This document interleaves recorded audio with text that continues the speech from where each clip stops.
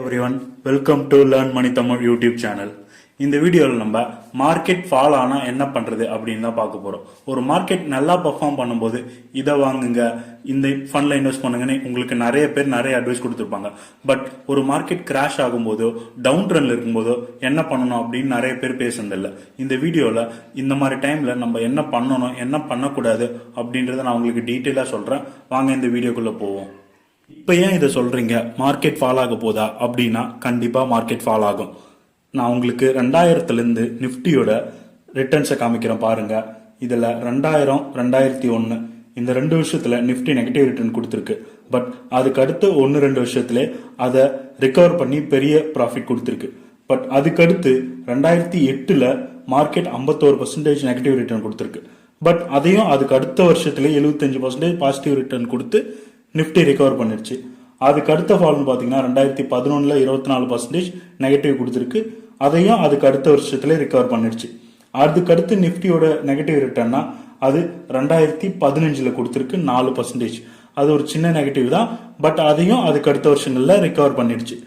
2015 அப்புறமா தொடர்ந்து 8 வருஷம் நிஃப்டி பாசிட்டிவ் ரிட்டர்ன் மட்டும்தான் கொடுத்துட்டு இருக்கு. 2020 கோவிட் டைம்ல கூட ஃபர்ஸ்ட் 3 மந்த் மார்க்கெட் ஃபால் ஆனாலும் அதுக்கப்புறம் ரிகவர் ஆயிடுச்சு. அந்த வருஷமும் நமக்கு 14% பாசிட்டிவ் ரிட்டர்ன் தான் கொடுத்துருக்கு. இப்போ கடைசியா 8 வருஷத்துல நிஃப்டி நெகட்டிவ் ரிட்டர்னே கொடுக்கல. இது ஒரு பெரிய ரேலி. கண்டிப்பா இன்னும் 1 or 2 இயர்ல இந்த வருஷமோ இல்ல அடுத்த வருஷமோ நிஃப்டி நெகட்டிவ் ரிட்டர்ன் கொடுக்க நிறைய சான்ஸ் இருக்கு. இந்த மாதிரி டைம்ல நம்ம எப்படி மார்க்கெட்டை அப்ரோச் பண்ணணும் அப்படின்றத நான் உங்களுக்கு சொல்றேன் பாருங்க. இது நான் உங்களுக்கு நிஃப்டி 50யோட சார்ட்டை வச்சு சொல்லிட்டு இருக்கேன். இதே தான் எல்லா இண்டிவிஜுவல் ஸ்டாக்கும் ஒர்க் ஆகுமா அப்படின்னா கண்டிப்பா கிடையாது. ஒரு நல்ல ஃபண்டமெண்டல் இருக்கிற ஸ்டாக்ல நீங்க இன்வெஸ்ட் பண்ணீங்கன்னா அது மார்க்கெட்டோட சிச்சுவேஷனுக்கு ஏற்ற மாதிரி ரியாக்ட் ஆகி கீழே போகும். ஆனாலும் இன் லாங் டேர்ம்ல அது ரெக்கவர் ஆகி உங்களுக்கு நல்ல ப்ராஃபிட்டை தரும். நீங்க எதையுமே அனலைஸ் பண்ணாம கண்ணை மூடிட்டு ஏதாவது ஒரு ஸ்டாக்கை வாங்குனீங்க அப்படின்னா அதோட ஃபண்டமெண்டல்ஸ் நல்லா இல்லாத பட்சத்துல அது குறைய நீங்க ஆவரேஜ் பண்றது எந்த விதத்திலுமே உங்களுக்கு யூஸ் இல்ல. ஒரு கட்டத்துல அது ஃபுல்லா கிராஷ் ஆகும் சான்ஸ் இருக்கு.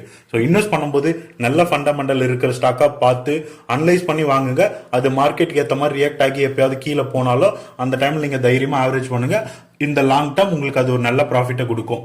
ஸ்டாக்ஸ்ல இன்வெஸ்ட் பண்றவங்க பண்ணக்கூடிய தப்பு என்னன்னா, மார்க்கெட் இந்த மாதிரி டவுன் ஆகும்போது பேனிக் செல்லிங், அதாவது இந்த மாதிரி டவுன் ஆகும்போது அதை பார்த்து இன்னும் டவுன் ஆயிடும், இன்னும் ரொம்ப கீழே விழுந்துருமோ அப்படின்னு உடனடியா மார்க்கெட் டவுன் ஆகும்போது செல் பண்ணிடுவாங்க.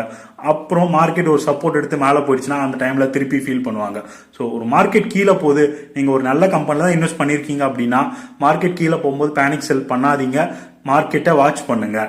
அடுத்ததா பையிங் அந்த டிப் அப்படின்னு சொல்லுவாங்க. ஒரு நல்ல ஸ்டாக்கை அதோட லோவஸ்ட் பிரைஸ்ல வாங்குறது. ஆனா இந்த லோவஸ்ட் பிரைஸ் எப்படி கண்டுபிடிக்கிறது? இதை கண்டுபிடிக்கிறது யாராலையுமே முடியாதுங்க. ஏன்னா மார்க்கெட் எந்த இடத்துல திரும்பும்னு யாருக்குமே தெரியாது. அதனால ஒரு நல்ல ஸ்டாக் கீழே போகும்போது அது இன்னும் கீழே போட்டோம் நான் வாங்குவேன் அப்படின்னு வெயிட் பண்ணிக்கிட்டே இருக்காதீங்க. உங்ககிட்ட ஒரு 100 ரூபாய் இருக்குன்னா ஒரு 20 ரூபாவை முதல்ல ஒரு 5% கீழே போகும்போது வாங்குங்க. அதுக்கப்புறம் கீழே போகும்போது இன்னொரு 20 ரூபாய் கொடுத்து வாங்க. இந்த மாதிரி ஆவரேஜ் பண்ணிக்கிட்டே வாங்க. ஏன்னா யாராலுமே டிப்ல தான் வாங்குவோம் வெயிட் பண்ணிட்டே இருந்தீங்கன்னா அந்த டிப் உங்களுக்கு எந்த இடம் தெரியாது, மார்க்கெட் திருப்பி மேல போயிடும், நீங்க அந்த நல்ல ஸ்டாக்கை மிஸ் பண்ணிடுவீங்க. ஒரு நல்ல ஸ்டாக்கா இருந்தா அது குறையும் போது ஆவரேஜ் பண்ணிக்கிட்டே வாங்க. குறைஞ்சாதான் பண்ணுவோம் அப்படின்னு வெயிட் பண்ணாதீங்க. அடுத்ததா FOMO, fear of missing out. ஒரு நல்ல ஸ்டாக் கீழே போகும்போது இதுதான் ரைட்டான சான்ஸ், இதுக்கப்புறம் இந்த மாதிரி சான்ஸ் கிடைக்காது அப்படின்னு நினைச்சு அவங்க கிட்ட இருக்க எல்லா அமௌண்ட்டையும் இன்வெஸ்ட் பண்ணுவாங்க. சிலர் அவங்க பர்சனல் செலவுக்காக வச்சிட்டு இருக்கிறது, இன்னும் ஃப்ரெண்ட்ஸ் கிட்ட கடன் வாங்கிலாம் இன்வெஸ்ட் பண்ணுவாங்க. இதுதான் ரைட் டைம், இதுக்கப்புறம் இந்த மாதிரி டைம் கிடைக்காது அப்படின்னு ஸ்டாக் மார்க்கெட்ல ஒரு டைம் இல்லவே இல்லை. ஸோ உங்களுக்காக நீங்க இன்வெஸ்ட்மெண்ட்டுக்கு நீங்க எவ்வளவு அமௌண்ட் ஒதுக்கிருக்கீங்களோ அதை மட்டும் கொடுத்து வாங்குங்க. சான்ஸ் எப்பயுமே மார்க்கெட்ல கிடைச்சிக்கிட்டே தான் இருக்கும், வெயிட் பண்ணுங்க. நீங்க மியூச்சுவல் ஃபண்ட்ல எஸ்ஐபி பண்ணிட்டு இருக்கீங்க அப்படின்னா எக்காரணத்து கொண்டு உங்களோட எஸ்ஐபியை ஸ்டாப் பண்ணாதீங்க மார்க்கெட் ஃபால் கிராஷ் ஆகும்போது. ஏன்னா மார்க்கெட் இந்த மாதிரி கம்மியான நேரத்தில் இருக்கும்போது அவங்களால அதிக யூனிட் கலெக்ட் பண்ண முடியும்.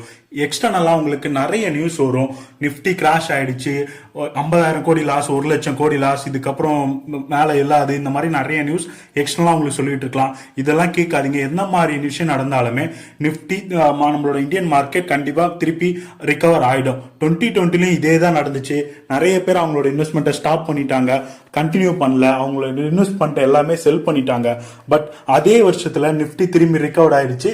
அவங்க அதுக்கப்புறம் திருப்பி ஃபீல் பண்ணிட்டு இருந்தாங்க. இதே தப்ப நீங்க இந்த டைமும் பண்ணாதீங்க. உங்களோட இன்வெஸ்ட்மெண்ட்டை தொடர்ந்து கண்டினியூ பண்ணிக்கிட்டே வாங்க. அடுத்ததா நீங்க பண்ண வேண்டிய முக்கியமான விஷயம் உங்களோட போர்ட்ஃபோலியோவை ரீபேலன்ஸ் பண்ணுங்க. மார்க்கெட் ஃபால்ல இருக்கும்போது கிராஷ்ல இருக்கும்போது தான் எல்லா ஸ்டாக்குமே டிஸ்கவுண்ட் பிரைஸ்ல கிடைக்கும். உங்களோட போர்ட்ஃபோலியோவை நீங்க அனலைஸ் பண்ணி உங்களோட போர்ட்ஃபோலியோ ரீபேலன்ஸ் பண்றதுக்கான கரெக்டான டைமா இருக்கும். நீங்க எந்த மாதிரி கம்பெனில அதிகமான ஷேர்ஸ் வச்சிருக்கீங்க, எந்த மாதிரி செக்டார்ல வச்சிருக்கீங்கன்றதை அனலைஸ் பண்ணுங்க. சிலர் அவங்களோட ஸ்டாக் மொத்தத்தையுமே ஸ்மால் கேப் கம்பெனில வச்சிருப்பாங்க, இல்ல ஒரே ஒரு செக்டார் பேங்கிங் இல்ல இந்த மாதிரி ஏதாவது ஒரே செக்டார்ல நிறைய டம்ப் பண்ணி வச்சிருப்பீங்க. இந்த மாதிரி டைம்ல அது எல்லாத்தையுமே அனலைஸ் பண்ணி உங்களோட செக்டார் இன்வெஸ்டிங்கை டைவர்சிஃபை பண்ணுங்க. நிறைய ஸ்மால் கேப் மிட் கேப்ல மட்டும் பண்ணிருந்தீங்கன்னா கொஞ்சம் லார்ஜ் கேப்லயும் பண்ணுங்க. இந்த மாதிரி அனலைஸ் பண்ணி உங்களோட போர்ட்ஃபோலியோவை ரீபேலன்ஸ் பண்ணுங்க. இதுதான் கரெக்டான டைம் உங்களோட போர்ட்ஃபோலியோவை ரீபேலன்ஸ் பண்றதுக்கு. வாரன் பஃபட் சொன்ன ஒரு கோட்டை நான் உங்களுக்கு சொல்றேன். ஸ்டாக் மார்க்கெட் பொறுமை இல்லாதவங்ககிட்ட இருந்து மணியை பொறுமை இருக்கிறவங்களுக்கு டிரான்ஸ்ஃபர் பண்ற ஒரு டிவைஸ். ஸோ பொறுமையா இருங்க. இந்தியன் மார்க்கெட் ஃபால் ஆகுறதோ கிராஷ் ஆகுறதோ இது ஃபர்ஸ்ட் டைம் இல்ல. 2008, 12 இன்னும் நிறைய டைம் இந்தியன் மார்க்கெட் 40-50% கிராஷ் ஆயிருக்கு. எல்லா டைமுமே அதுக்கு அடுத்த ஒரு 1-2 வருஷங்கள்ல மார்க்கெட் ரிகவர் ஆகி மேல போயிருக்கு. இந்த டைம் அந்த மாதிரி நான் நடக்கும்னு சொல்ல, நடந்தாலுமே நீங்க அமைதியா இருங்க. நல்ல ஸ்டாக்கை பிக் பண்ணீங்கன்னா ரெகுலரா கண்டினியூஸா கொஞ்சமான அமௌண்ட் இன்வெஸ்ட் பண்ணுங்க. எந்த டைம்லயும் பதட்டப்படாம அமைதியா இருங்க. மார்க்கெட் கண்டிப்பா மேல போகும். இந்த வீடியோ உங்களுக்கு பிடிச்சிருந்தா லைக் பண்ணுங்க. இன்னும் யாருக்கு இது யூஸ்ஃபுல்லா இருக்கணும்னு நினைக்கிறீங்களோ அவங்களுக்கு ஷேர் பண்ணுங்க. இன்னும் நிறைய இந்த மாதிரி ஃபினான்ஷியல் ரிலேட்டடான விஷயங்களை தெரிஞ்சுக்க எங்க சேனலை சப்ஸ்கிரைப் பண்ணுங்க. தேங்க்யூ ஃபார் வாட்சிங். Happy investing.